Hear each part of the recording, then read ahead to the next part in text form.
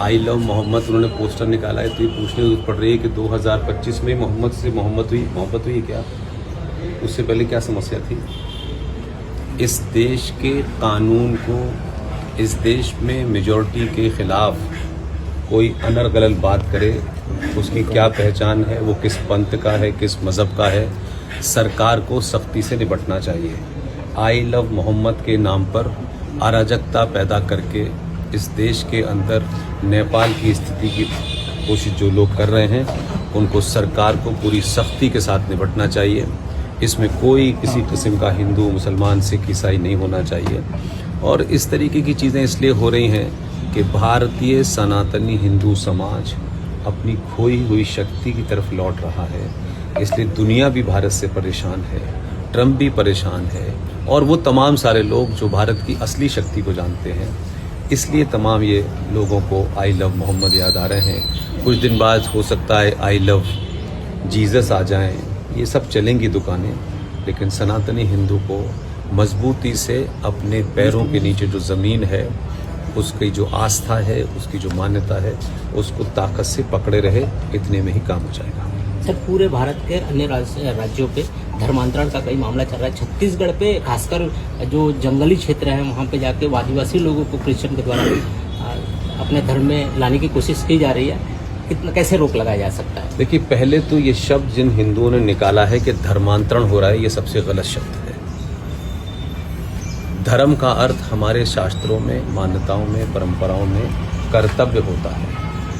राजा का क्या धर्म है, माँ का क्या धर्म है, पिता का क्या धर्म है, इसको गलत बोलने से मैसेज गलत जाता है। ये मतांतरण हो रहा है, और मतांतरण के बारे में लॉ बना हुआ है।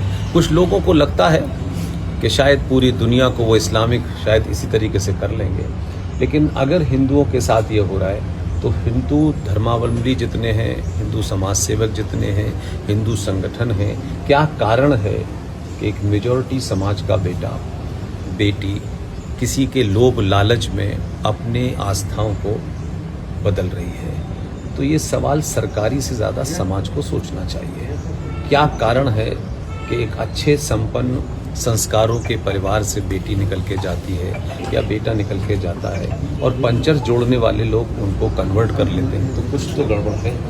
तो हम दूसरे को दोष दें, सबसे पहले अपनी कमी को देखें कि हमारे यहाँ क्या कारण है कि हमारे यहाँ से बेटियाँ बेटे जो हैं कन्वर्ट हो रहे हैं। सर, आप युवाओं के और विद्यार्थियों के प्रेरणा स्रोत हैं, कैसे उनके दिल में राष्ट्र प्रेम जगाया जा सकता है? देखिए, राष्ट्र प्रेम कोई चीज़ नहीं होती। सबसे बड़ी चीज़ है आप सच बोलें।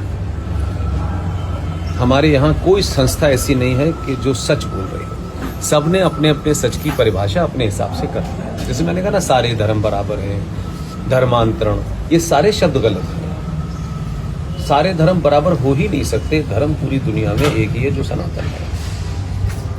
हम गलत तरीके से परिभाषित कर रहे हैं। ऐसे ही इन बच्चों को इस देश में आज़ादी के बाद से 6 शिक्षा मंत्री बने और 6 मुसलमान शिक्षा मंत्री बने। ताज्जुब की बात यह है कि शिक्षा मंत्री 6 होने के बाद भी वो आज कहते हैं कि साहब हमारे पास एजुकेशन नहीं है। तो ये उनकी समस्या है। लेकिन सनातनी हिंदू को मैं सिर्फ इतना ही कहना चाहता हूँ कि बिना ओरिजिनल सोर्स के कोई बात नहीं कहनी। सुनी सुनाई बातें, नेताओं की बातें, कुछ हिंदू संगठन है कुछ भी बकते रहते हैं, न पढ़ते हैं, न उनको उसका बेस पता होता, न उसकी गहराई पता होती।